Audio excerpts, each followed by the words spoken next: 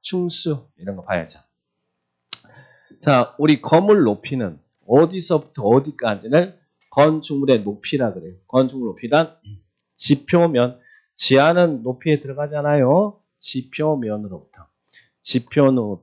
자, 여기를 여기 보시면 건물이 이렇게 있더라. 자, 이렇게 있을 때 건물 높이란 지표면에서, 여기가 지표잖아요. 지하는 아니에요. 높이 기준할 때는 지표면이야. 지표면에서 건축물의 상단까지. 높을 상자, 끝단자. 그러니까 건물의 맨 끝에까지 여기를 뭘 한다고요? 예, 건물의 높이다. 지표면에서 건축물의 상단까지를 건물의 높이다. 이렇게 표현합니다. 지표면에서 건축물의 상단까지를 건물 높이다. 그런데 지표면에서 건축물의 상단까지인데 여기가 필로티가 이렇게 돼 있대. 자, 여기가 필로티가 돼 있고 건물이 이렇게 올라가고 있대. 그러면 아까 필로티 부분은 바닥 면적에 산입하지 않은 것처럼 높이는 들어갈 거냐? 1층 전체가 필로티가 되어 있으면 이 필로티 부분을 높이에 산입할 거냐? 제외할까요? 아니면 산입시킬까요? 제외하는 게 좋아요? 아니면 산입하는 게 좋아요? 이 필로티 높이들. 제외하는 게 좋죠. 제외하면 높이 뭐 13m 지하나 14m 지하 할 때 기준이 여기서 기준이 되느냐, 여기 기준이 되느냐는 의미가 다른 거잖아요. 그래서 필로티 부분은 1층 전체가 필로티가 되어 있으면 그 부분은 높이에서 제외하겠습니다. 포함시키지 않겠습니다. 그래서 1번에 2번에 필로티 부분 1층 전체 부분에 필로티가 설치되어 있으면 그 부분은 높이를 산정할 때 제외합니다. 필로티는 높이에 산입하지 않는다. 필로티는 여러 군데에서 뭐 특례가 많이 인정되죠. 자, 그래 보시고 그 다음에 3번에 옥상에 설치되는 승강기탑, 계단탑, 옥탑 등의 높이 산정 기준. 얘가 좀 어려울 수 있어요. 한번 읽어볼게요. 건축물 옥상에 설치되는 승강기탑, 계단탑, 망루, 장식탑, 옥탑 등으로서 그 옥상 부분의 수평 취용 면적 합계가 당해 건축물의 건축 면적의 8분의 1 이하인 경우에는 그 부분의 높이가 12m를 넘는 경우에는 넘는 부분만 높이에 산입한다. 이렇게 정의를 합니다. 자, 그 부분은 높이 산정하는데 옥상 부분의 수평 취용 면적 합계가 자, 여기 볼게요. 자, 이 건물이 10층짜리 건물이 있어. 이 10층짜리. 근데 1층, 2층, 3층, 4층 이렇게 10층짜리가 있어요. 자, 각 층의 바닥 면적이 1층의 바닥 면적이 500제곱미터. 바닥 면적은 여러 개 있다고 그랬죠? 자, 1층의 바닥 면적은 그리고 자, 1층과 2층, 이 층 고간의 높이가 4m야. 4m. 바닥 면적은 500제곱미터인 10층짜리 건물이 있어. 그러면 이 건물은 승용 승강기가 설치되겠어요, 안 되겠어요? 우리 지난 시간에 승용 승강기는 층수가 몇 층? 6층 이상으로서 연면적이 2000제곱미터 이상인 건물은 승용 승강기를 설치하라고 그랬잖아요. 6층 이상으로서 2000제곱미터 이상인 건물은. 그러면 여기는 당연히 10층이고 여기는 500이 10개 있으니까 5000이니까 당연히 승용 승강기가 설치될 거 아니에요. 그러면 여기가 엘리베이터 왔다 갔다 하겠죠. 그럼 옥상에 승강기 탑이 딱 이렇게 있겠네. 승강기 탑이. 근데 이 승강기 탑의 높이가 예를 들면 15m다라고 가정해요. 예를 들면 15m다. 그리고 승강기 탑이 깔고 있는 이 면적이 50제곱미터다. 그럴 때 이 건물의 높이는 몇 미터입니까? 시험에 이렇게 물어보면 당의 건물의 높이는 몇 미터입니까? 물어보면 여러분은 뭐라고 답해야 될까? 자, 방금 전에 여기서 봤을 때 옥상 부분의 수평 취용되는 면적 합계가 당의 건축물의 건축 면적의 8분의 1 이하이네. 자, 먼저 이 건물의 건축 면적은 얼마예요? 건축 면적은 하나라고 했잖아요. 하나의 건축물은 위에서 내려봤을 건물이 대지 깔고 있는 면적이 건축 면적이니까 위에서 내려보면 이 건물의 건축 면적은 얼마가 되겠어요? 바닥 면적은 뭐 10개가 있지만 건축 면적 하나라고 그랬잖아요. 자, 이 건물은 건축 면적이 얼마겠어요? 위에서 외벽의 중심선으로 둘러싸인 부분 수평 취용한 면적이 건축 면적이니까 이 건축 면적은 500이 될 거 아니에요. 500이. 하늘에서 내려다 보면 가로와 세로가 500제곱미터인 종이가 10장 포개져 있을 거 아니에요. 그래서 이와 같은 경우는 이 건축물의 건축 면적과 그리고 각 층의 바닥 면적이 동일하죠. 근데 만약에 여기가 뭐 처마가 나와 있거나 뭐 차양시 설치되어 있으면 그때는 건축 면적과 바닥 면적이 달라지겠죠. 그죠? 자, 여기는 똑같은 거예요. 외벽에 처마 창동 돌출 부분이 없으니까 이 건물의 건축 면적은 500이에요. 그러면 하늘에서 내려다보면 가로와 세로가 500제곱미터 종이가 10장 포개져 있지만 하늘에서 내려다보면 승강기탑도 살포시 안에 눌러져 있겠죠? 승강기탑이 깔고 있는 수평 투영 면적이 얼마라고요? 50이다. 자, 그러면 이제 정리해. 옥상 부분에 수평 투영되는 면적 합계가 당해 건축물의 건축 면적의 8분의 1 이하이면 이 옥상은 12m가 넘는 부분만 높이에 산입하겠대. 12m. 이 옥상 부분은 원래 건물 높이는 지표면에서 건축물 상단까지잖아요. 얘기지만 이 부분도 높이에 포함할 거냐 지금 이거 보고 있는 거예요. 옥상을. 자, 이때는 여기는 8분의 1 이하입니까? 8분의 1 초과입니까? 10분의 1이잖아요. 10분의 1이면 8분의 1보다 작잖아요. 그러니까 8분의 1 이하죠. 또 이제 여기서 또 수학적으로 막 힘들면 안 돼요. 자, 8분의 10분의 1이면 8분의 1 이하잖아요. 이때는 옥상은 12m가 넘는 부분만 높이 산입하겠다. 왜 여기 12m 넘었어요? 안 넘었어요? 15m니까 높이가 15m니까 12m 넘는 부분만 산입하니까 15에서 12 빼야겠죠. 12 빼면 여기는 얼마가 추가 산입되는 거예요? 3m가 추가 산입되죠. 그러면 이 건물 높이는 여기서부터 여기까지가 건물 높이라는 이야기잖아요. 그러면 건물 높이는 얼마가 되겠어요? 각 층의 층고간 높이가 4m니까 4 곱하기 10 하면 40에다가 얼마를 더 추가해요? 3m 추가하면 43m가 되겠죠. 근데 만약에 옥상 부분에 수평 투영되는 면적 합계가 이 옥상 부분에 수평 투영되는 면적 합계가 당해 건축물의 건축 면적의 8분의 1을 초과하면 어떻게 될까? 8분의 1 초과하면. 자, 옥상 부분에 수평 투영되는 면적 합계가 당해 건축물의 건축 면적의 8분의 1을 초과하면. 그때는 옥상 전체 부분이 높이에 산입돼요. 그러니까 여기와 같은 경우에 8분의 1을 초과하잖아요. 이럴 때는 옥상 전체가 높이에 들어가는 거예요. 자, 여기서 조심할 것은 옥상 부분의 수평 투영 면적 합계가 당해 건축물의 건축 면적이 얼마요? 8분의 1 이하일 때만. 옥상은 12m 넘는 부분만 높이 산 8분의 1 이하일 때입니다. 8분의 1 초과되면 옥상 전체가 높이에 들어가 버리니까 8분의 1 이하. 12m가 나오는 것은 8분의 1 이하일 때 12m가 나온다는 이야기예요. 12m가 넘는 부분만 높이 산입한다. 그 부분 이해할 수 있겠죠? 이 부분을 이렇게 딱 기억하시면 돼요. 그래서 여기 8분의 1 이하일 때, 그리고 8분의 1이 넘어가면 옥상 전체 부분이 높이 산입한다. 그렇게 기억을 딱 하시면 되겠습니다. 오른쪽에 요점 정리 이쁘게 잘 돼 있네요. 자, 여기서 참고하시고. 그 다음에 또 밑으로 내려가면 그 높이 산적이 제외되는 거 읽어보시고. 자, 4번 층수. 시험에 또 잘 나오는 거. 이런 거 나오면 뭐 보너스 문제다. 층수. 자, 우리 층의 구분이 명확하지 않으면 몇 미터를 하나 층으로 보냐면 4m. 4m. 그래서 층의 구분이 명확하지 않으면 하나의 층 4m를 하나 층으로 봐요. 4m. 근데 이 건물은 층의 구분이 명확해요? 명확하지 않아요? 이 건물은 명확하죠. 층고가 있으니까. 그래서 여기는 1층, 2층, 3층 하시면 되는데 층의 구분이 명확하지 않는 건물이 어떤 거예요? 이렇게 생긴 거 있잖아요. 이렇게 생긴 거. 여기 생긴 거. 이거 뭐예요?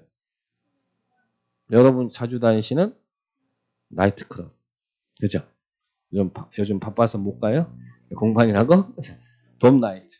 자, 또 뭐 교회, 성당, 체육관 뭐 이런 것들은 다 이렇게 생겼잖아요. 그럴 때는 층의 구분이 명확하지 않으니까 4m를 하나 층으로 본다. 4m를 하나 층으로 본다.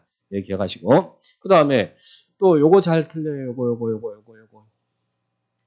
자, 부분에 따라 층수를 달리한대. 부분에 따라서.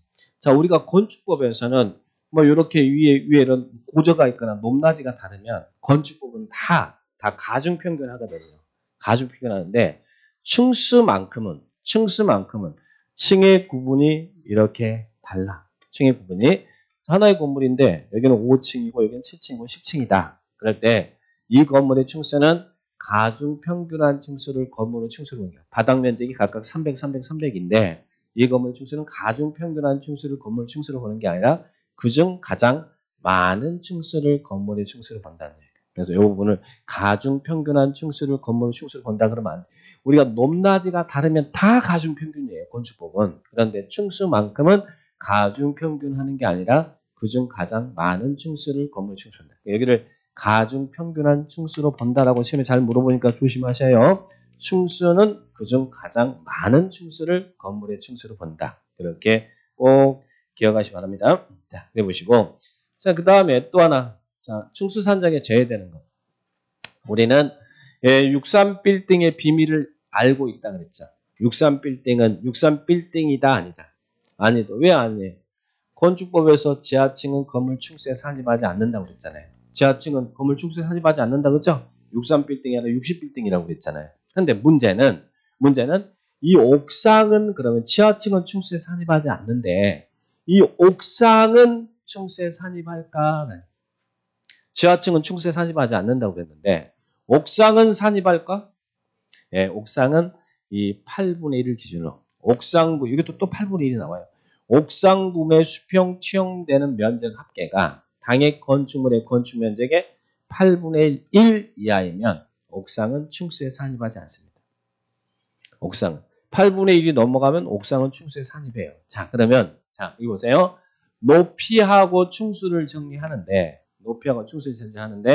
일단 높이든 충수든 8분의 1을 옥상 부분의 수평 투영 면적 합계가 당해 건축물의 건축 면적 8분의 1을 초과하면 높이든 충수든 다 들어가요. 근데 8분의 1 이하일 때 높이는 12m 넘는 부분만 높이 산입하고 충수는 산입하지 않는다.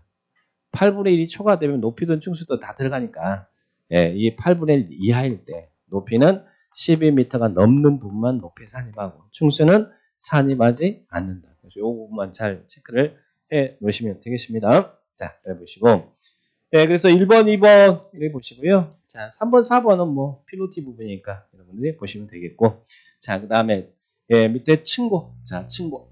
층고는 어디서부터 어디까지 층고예요? 자, 여기 이제 이 부분들 정리했고 예, 층고, 반자 높이, 처마 높이, 층고. 층고란 자, 여기가 여러분 여기 이렇게 있잖아요. 요게 뭐예요? 요게 밑에서 위로 올라와 보면 천정일 것이고 위에서 아래로 내려다 보면 바닥 구조체일 거 그럴 거 아니에요. 이 바닥 구조체죠? 자, 그러면 층고라는 것은 이 방의 바닥 구조체. 이게 바닥 구조. 바닥 구조체가 이 바닥이 두꺼워요, 얇아요? 두껍진 거죠. 두껍지 않으면 얇으면 수박 한 번씩 사라져 버릴 거예요. 오늘 누가 나갔는지 막 찾아야 돼. 두꺼워. 그러면 바닥 층고란 방의 바닥 구조체 윗면에서 위층 바닥 구조 윗면 여기를 뭐라고 하냐면 층고라 그래요. 윗면에서 윗면까지 방의 바닥 구조체 윗면에서 위층 바닥 구조체 윗면까지 위층 바닥 구조체 윗면까지를 층고다. 여기서부터 여기까지를 층고다. 윗면에서 윗면까지 층고다. 이렇게 보시고 자, 그 다음 처마 높이 아까 건물 높이는 어디서부터 어디까지 있어요? 지표면에서 건축의 상단까지를 건물 높이라고 했죠? 그러면 처마 높이는 어디에? 자, 처마. 이게 처마잖아요. 처마. 그죠? 이게 처마잖아요. 그러면 이 수평제를 지자는 벽이나 기둥의 상단까지. 그러니까 여기서부터 여기까지가 이게 뭐라는 이야기예요? 처마 높이다. 그래서 수평제를 지자는 벽, 깔돌이가 뭔지는 몰라도 돼요. 자, 기둥의 상단. 그래서 거기 기둥의 상단까지를 처마 높이다. 건물의 상단까지를 건물의 높이. 기둥의 상단까지는 처마 높이. 기둥의 상단까지는 처마 높이. 예, 처마. 혹시 기억날까요? 큰 기대 안 할게요. 예, 구조 안전 확인 서류, 내진 설계의 대상. 건물 높이가 몇 미터 이상이면 13m 이상이면 구조 안전 확인 서류 제출하고 처마 높이가 9m 이상이면 구조 안전 확인 서류 제출해라. 내진 설계됐습니다라고 서류 제출하는 이야기예요. 네, 그래요. 역시 기대 안 했던 게 나왔습니다. 자, 뭐 생각이 안 나죠? 안 나죠? 네, 그래요. 안 나는 건 당연합니다. 자, 남은 이상하지.